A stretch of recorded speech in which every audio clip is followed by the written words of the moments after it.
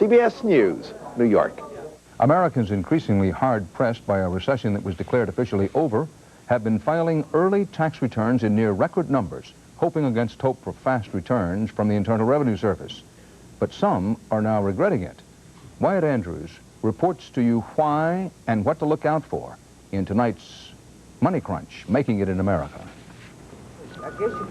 Gregory Jenkins, an out-of-work paralegal, rushed to do his taxes this year. In yet another sign of tough times, he needs his tax refund right now. Well, I got behind in some payments. I got laid off a job this year, so this money will help me catch up with some bills that I owe. According to the IRS, tax returns overall are up almost 20% over this time last year, but electronic filings via computers are up 70%. Why? Because with an electronic return, the IRS confirms overnight when it owes you a refund. And taxpayers like Greg Jenkins are using that confirmation to borrow immediately against it. He used the H&R Block service Rapid Refund. Because I can get my check in 3 or 4 days. And that's good. I can get bill collectors off my back. The danger, though, is that some taxpayers have borrowed against refunds they never got. The IRS admits because of a computer glitch last month, it wrongly confirmed millions of dollars worth of refunds to taxpayers who then borrowed against the confirmation. Not our fault, says the IRS. A confirmation of a refund is not hard cash. It's just one of those oversights that just didn't happen as we would like to have happened. Internal Revenue. Unofficially, the IRS warns consumers that these refund loan services may not be such a good deal. Here in Washington, for example, the Rapid Refund check takes about 4 days to get and costs about $30 in fees. But the IRS says if you file electronically, most taxpayers can get refunds for free in about 2 weeks. Despite that heavy cost, many taxpayers say it's worth it. Right now, I need to get my car to the shop, and it's like I'm drawing storage fees and that kind of thing, so I need the money immediately. Early tax returns are no scientific measure of this recession, but they do measure desperation. This year, taxpayers are not just in a rush to get their refunds, they are rushing to spend them before they're in hand. Wyatt Andrews, CBS News, Washington. The financial world is all shook up tonight by a federal appeals court ruling. The court said national banks have no legal right to sell insurance. Banks have been selling insurance in small towns for the past 76 years and nationwide since 1986. Today's ruling is a victory for insurance companies who don't want banks to sell insurance, and it's a setback for President Bush, who favors further deregulation of the banks. All this could be appealed to the U.S. Supreme Court. The rape trial of boxer Mike Tyson entered a crucial round late today. Tyson took the stand in his own defense, and he came out swinging, but quietly. Bob Faw is there in Indianapolis. That's it. In the ring, he's the symbol of brutal force. The words Tyson and ferocious are interchangeable, but this afternoon on the witness stand, the ex-champ was subdued and polite, and in a soft-spoken, almost little boy voice, he denied virtually everything his accuser has charged. She suggested, said Tyson, that they have dinner and see a movie, but, quote, I said that's not what I have in mind. I want you. Apologizing then to the court for his language when he said he used a 4-letter word to tell her he wanted sex. And she said, sure, I'll call you. Tyson said she responded, later giving him her phone number, even some tantalizing bathing suit shots. Driving to his hotel, he said they kissed and touched, that in his room she consented willingly to sex that lasted 15 to 20 minutes. Did you ever force yourself on her, asked attorney Vincent Fuller. No, Tyson answered, I didn't. I didn't violate her in any way. She never told me to stop. She never said no, never. Other testimony today showed the accuser was far from Miss Goody Two-Shoes. One contestant testifying that the accuser muttered, there goes $20 million when Tyson walked in. She and 2 other contestants, like Jacqueline Boatwright, said they noticed absolutely no change in the accused after she said she had been brutally raped. And several witnesses said the accuser should have known what was coming. Said Tonya Traylor, everything Mike Tyson said had sexual overtones, and most of the time he was blunt. Today, though, on the stand, he was gentle, not Iron Mike Tyson, was laughable at times, amusing, and even likable. Some of the defense members afterwards saying they were highly pleased with his performance. Tomorrow, though, Mike Tyson has to go back into the courtroom ring there, where he will be cross-examined by a high-powered prosecutor who believes that Mike Tyson is lying. Dan? Thanks, Bob. Still to come on tonight's CBS Evening News, President Bush and the CIA still looking for a way to get Saddam Hussein. And downhill racers on the road to Albertville.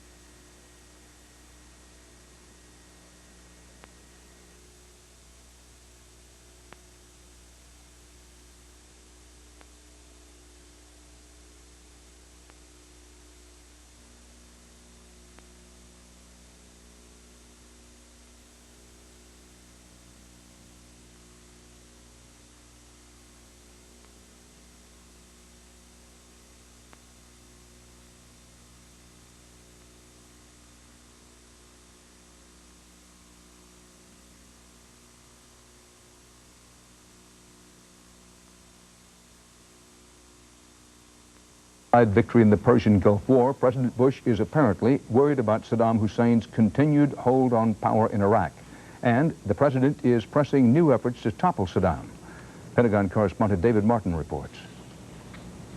Bush administration officials confirmed today the president has directed the CIA to step up operations designed to overthrow Saddam Hussein. CIA Director Robert Gates is currently in the Middle East discussing with Egyptian and Saudi officials ways to increase the pressure.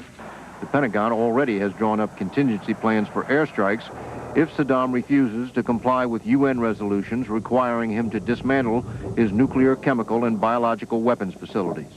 All this planning against a man U.S. officials say no longer threatens American interests, but whose continued survival tarnishes the glory of the Persian Gulf War, which raises the obvious question of whether Saddam is being targeted for reasons of national security or reasons of the president's re-election. Either way, the options are very few. In the south, Shiite insurgents secretly armed by Iran are fighting a losing battle against the Iraqi army. But even if the Shiites could win, the U.S. has no interest in seeing them come to power.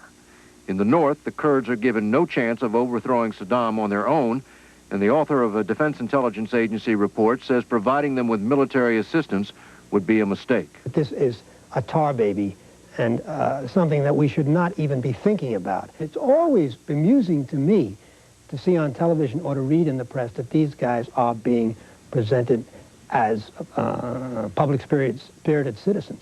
In point of fact, the reputation of the Kurds in the Middle East is as bandits.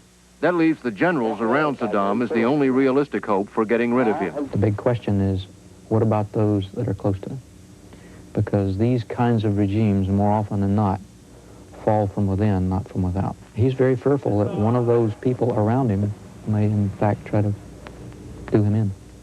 And I think that's his real threat. The Pentagon has been asked to come up with a plan for coming to the aid of a coup attempt. But Defense Secretary Cheney says getting rid of Saddam is not worth risking American lives. David Martin, CBS News, The Pentagon. Footnote, the Kurds take offense at being generalized as, quote, bandits. Pakistan has acknowledged for the first time that it has the material and the know-how to build at least one nuclear bomb. But Pakistani officials have promised not to explode a nuclear device or to sell the technology to any other country. Pakistan's foreign minister made the disclosure in an interview in today's Washington Post. Now, from around the world, more CBS News. In Paris, Russian President Yeltsin and French President Mitterrand signed a cooperation treaty, the first between the two countries in more than a century. In Lithuania, Vice President Quayle is winding up an election year campaign tour of the Baltic states. He met with the Lithuanian president and predicted that the Baltics would soon be rid of Russian combat troops. Cuba is tallying the damage from a freak storm. High winds and huge waves battered coastal areas, forcing the evacuation of thousands of Cubans. And off the coast of San Diego, a broken pipeline continues to spill hundreds of millions of gallons of sewage into the Pacific. Beaches have been closed, and it's expected to be at least 6 weeks before the break is repaired. Stay here with us now for more news, including a memorial for victims of the air crash in Indiana.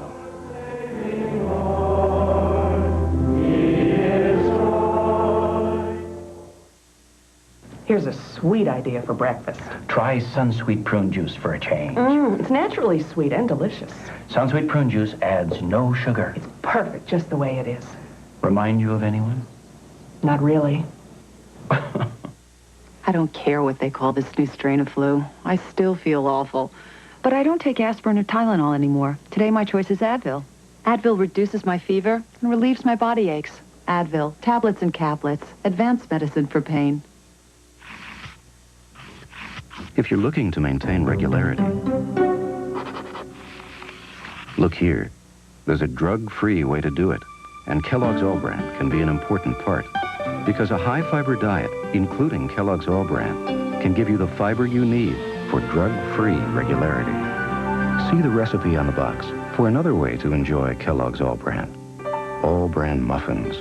All that fiber, all that great taste. In a world no bigger than the sandbox, no deeper than the mud between toes, it's spray and wash that has gotten out the food, grease, and grass that little ones get into more than any other stain remover ever made. And that has given more mothers the quiet strength to send them back out into that little world to do it all over again. More than any other stain remover, spray and wash gets out what America gets into. Who shot and killed these kids? Other kids, just like them. Today in America, Bang Bang You're Dead is more than a game. 60 Minutes, Sunday. Guns and murder in a suburb of Orlando, Florida today. A gunman shot and killed 3 people, wounded a 4th. Police blocked off a large area in the community of Winter Garden, Florida, to search for the suspect, a local man. He was captured 5 hours after the shooting spree began. No word on why he allegedly did it. In Evansville, Indiana, investigators still don't know why a huge National Guard transport plane plowed into a motel and restaurant yesterday. Search teams are still retrieving bodies of some of the 16 who died. Regina Blakely is on the scene in Evansville, close to the Kentucky border. Investigators continue to sift through the wreckage of the C-130. Today, rescue workers pulled bodies of the 5 crew members from the plane.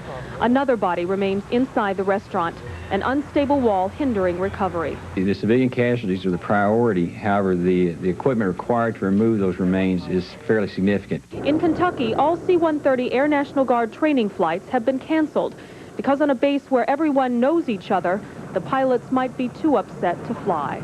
The military is phasing out the C-130 model that crashed here yesterday, but authorities insist those planes remain airworthy.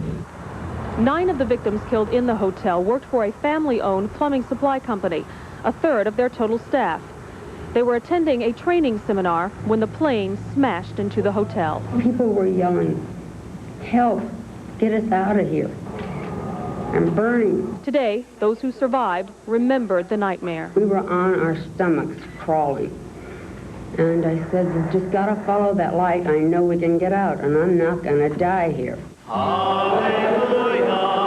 While families are still in shock, people here are joining together for support and to share the grief of their neighbors. I can't think of one area that's not just deeply affected. The business community, the high schools, the private sector. Late this afternoon, investigators found what they believe to be the plane's voice recorder. Because of heavy fire damage, it's unclear if it will provide any clues as to why this plane seemed to just fall out of the sky. Regina Blakely, CBS News, Evansville, Indiana. Coming up next, Eye on America. Tonight, a prime-time change for television.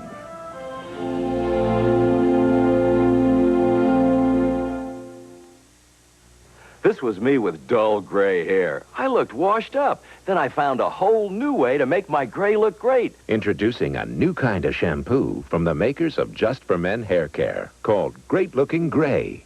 Great Looking Gray does more than clean and condition. It gets rid of the dullness, even yellow buildup, brings out the real silver. What a difference it makes. New Great Looking Gray shampoo, and for stubborn yellow, new Great Looking Gray anti-yellow treatment. As a registered dietitian, I bet you don't get enough fiber every day.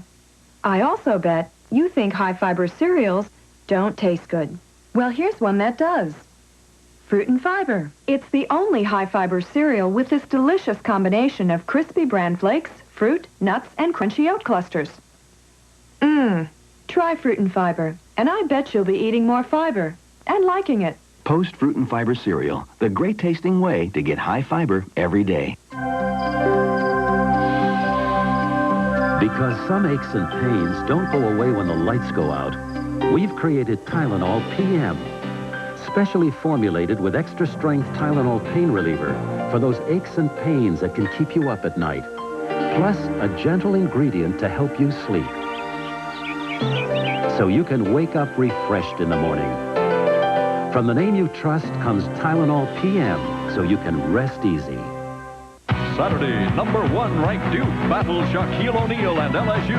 Sunday, Iowa faces the power of Indiana. This weekend on CBS. Many Americans are feeling tired these days for lots of reasons, including the recession and the midwinter blues.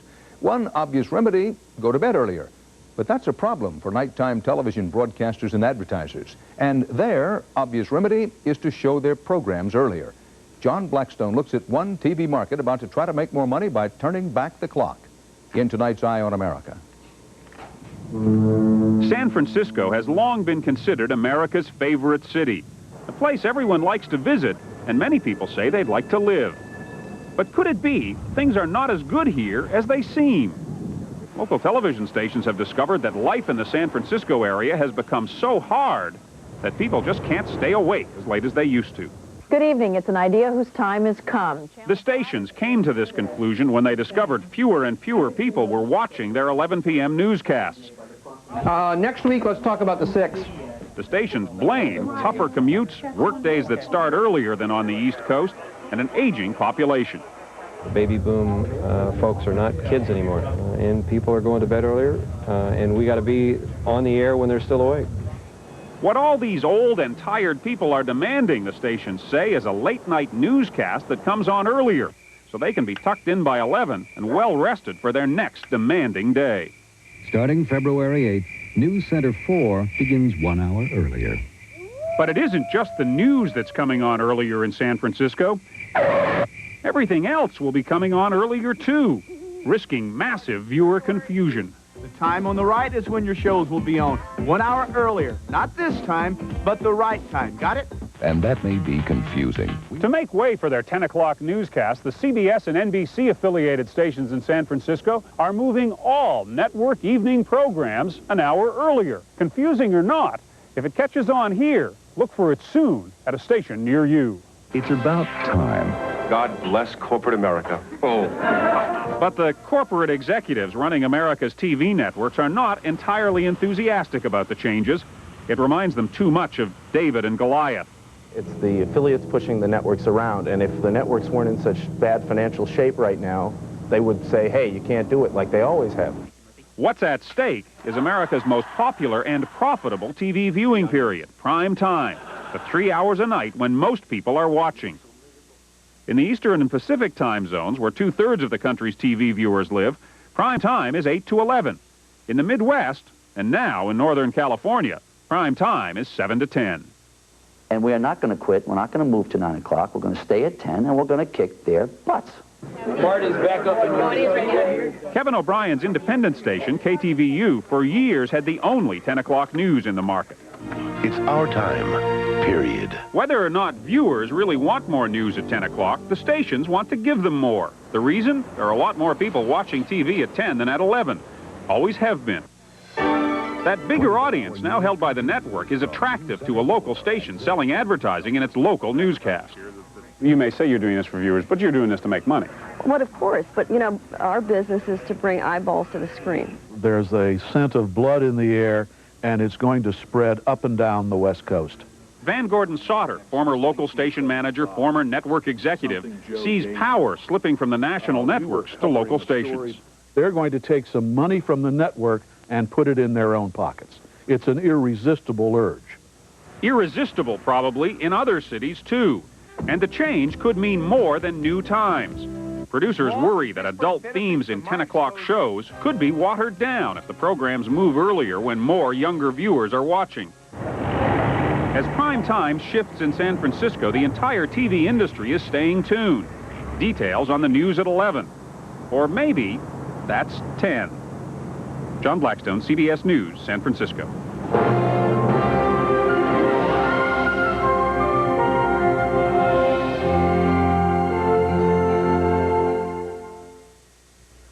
I mean, I've had some pretty good cereals in my time, but trouble with this cereal, it got no soul. I mean, it needs something to make it sing. All you got are flakes in a bowl.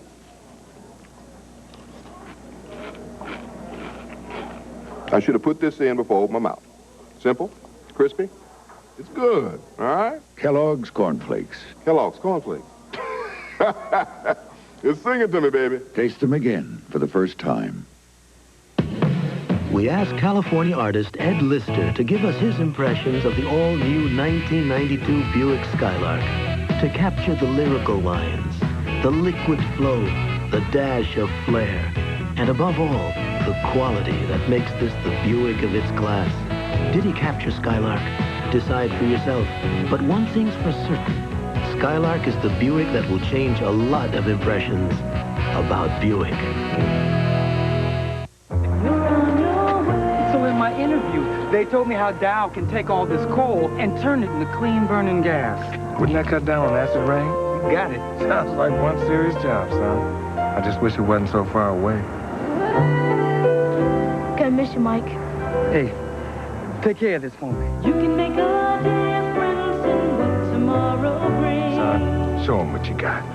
'Cause Dow lets you do great things. This is ordinary bulk fiber. It's full of grit. This is new Sunrise Smooth Metamucil. The grit is gone because it's triple ground for smoothness. This is ordinary fiber. The grit is definitely not gone. This is new Sunrise Smooth Metamucil, the best mixing, smoothest tasting natural fiber you can buy. The grit is gone. New Sunrise Smooth Metamucil. For regularity, nothing works better, and the grit is gone. As we slide into the weekend, a note. A new world order is putting a new spin on this year's Winter Olympic Games. Some old enemies are now friends, and new rivalries are taking shape on the slopes and on the ice. Bob Simon has our report on the eve of Albertville, 1992. It's always been about speed. In fact, that's what distinguishes Winter Olympics from Summer Games. Speed and danger. By the way, that was a downhill racer. The fastest, most spectacular skiing event happens on Sunday, the men's downhill. Olympic medalist Billy Kidd took us down what he calls the toughest course ever built. Is this about the steepest top of a course you've ever seen? There's no other start for a downhill course like it in the world. It's steep and it's fast. Probably 0 to 90 in about 15 seconds. Miles. Yeah. Miles 0 to 90 miles an hour. Yeah. 15 seconds. Your kind of course. The Soviet Union has gone downhill since the last games in Calgary. Those letters are still there. There wasn't enough time to buy new uniforms, but the threat is gone. Those mammoth sports machines are mere mortals now, talented but ordinary people, moving from communism to commerce, from Marx to marketing. East German ice queen Katharina Witt is a Diet Coke cover girl now. Berlin bobsledder Harold Chudai confessed today that in previous meets when he wasn't speeding, he was spying for the Stasi. The Americans won the Cold War. Now let's see how they do on the ice. This is where American dreams of gold are buried. In figure skaters Christy Yamaguchi and Tonya Harding. In speed skater Dan Jansen, who broke American hearts in Calgary when he fell hours after learning that his sister died. Some old favorites are back this year. The Jamaican bobsled team, now challenged for its hemispheric role by some upstarts from the Virgin Islands. But something else has changed, and it's this. Politics is infinitely less important than it ever was before.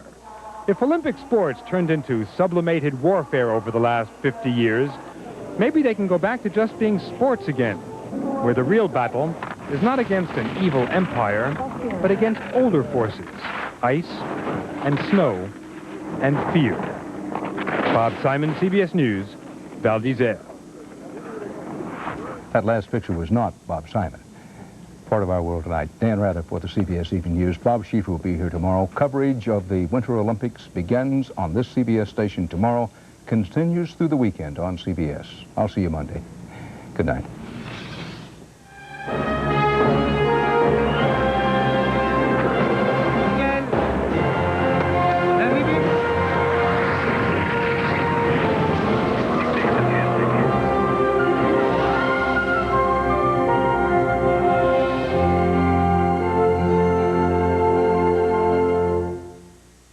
You love to eat raw shellfish, but did you ever stop to think about what they eat? We'll tell you Monday on the CBS Evening News with Dan Rather. The people of CBS News. Dan Rather. Connie Chung. Mike Wallace. Paula Zahn. Ed Bradley. Leslie Stahl. Harry Smith. Morley Safer. Bob Schieffer. And Charles Kuralt. Experience. CBS News. This is CBS. Next on the TV8 News, live at 6, undercover drug bust in Marshalltown breaks up an operation moving drugs to Iowa from Mexico. Jeff Greenwood was there. Also tonight, Iowa caucus activity finally getting off the ground. Sarah Jarvis on the campaigns and the media. And Steve Carlin takes us down the Outback in tonight's Downhill Thrill. Connie's wintry weekend forecast and Heidi with a coach resigning at Iowa State. TV8 News is next. Wasn't long in the past when a dollar would last. Things were simpler then, now they're simple again. Prices from the good old days are back at McDonald's. Right now, a breakfast burrito is just 99 cents, and our new cheeseburger deluxe with lettuce and tomato is just 99 cents. You deserve a break today. Prices just like yesterday at McDonald's today. Breakfast burrito or cheeseburger deluxe, just 99 cents. Look at these red marks. These old glasses do nothing but pinch. They're a pain. You don't have to put up with glasses that don't fit anymore. Now LensCrafters brings you better fit for greater comfort. LensCrafters glasses fit your snug points with features like new self-adjusting snug fit pads that flex to gently and securely hug your nose. No more pinching. I never knew glasses could be this comfortable. LensCrafters, better fit for greater comfort. In about an hour. A muscle-bound Romeo of the 90s. He was with me. He was with you. Has one too many Juliets on Matlock. Tonight at 11:05 on TV8. Thank you for watching KCCI, TV8 in Des Moines. And now from TV8, Iowa's news leader, Paul Rhodes, Kevin Koenig, Connie McBurney with weather, and Heidi Soliday Sports. This is TV8 News, live at 6.